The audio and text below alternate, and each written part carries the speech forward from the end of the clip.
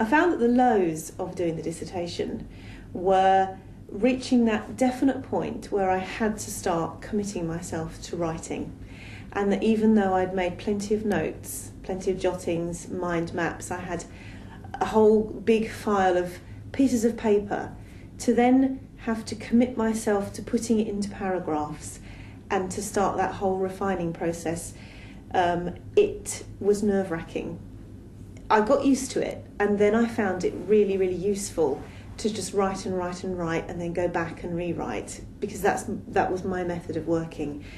But to know that at a certain point in the calendar, the only way forward is to absolutely have that chapter finished by that time was difficult. It felt like a very long period of time when we came back for our sessions in October, and in May you will, etc., etc., and you thought, oh, I've got ages. When actually, then I had my tutorial, and really helpfully my tutor did me a timeline for 3 of us actually, and said, okay, by this time this needs to be done, by this time this needs to be done, and it suddenly shrunk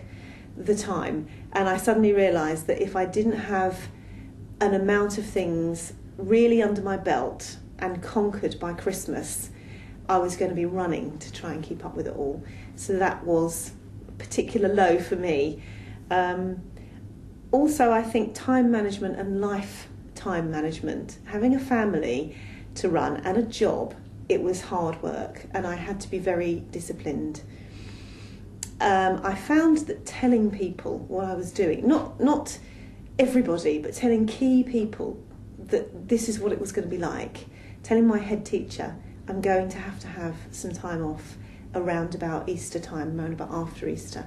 telling my husband I'm really sorry but you're going to have to do all of this, saying to my children we can't do it today, I'll be able to do it in a couple of months, but today is just out.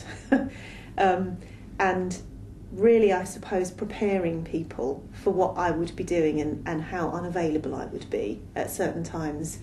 and telling them that it was short term. It's all going to be over in 5 weeks. Sorry, but that's that. You'll have to just come to terms with it. They were the lows because I suppose I felt I was a bit straitjacketed, but I knew it was temporary, it was finite. And for me, I knew I had to absolutely dedicate myself during those weeks, because without that,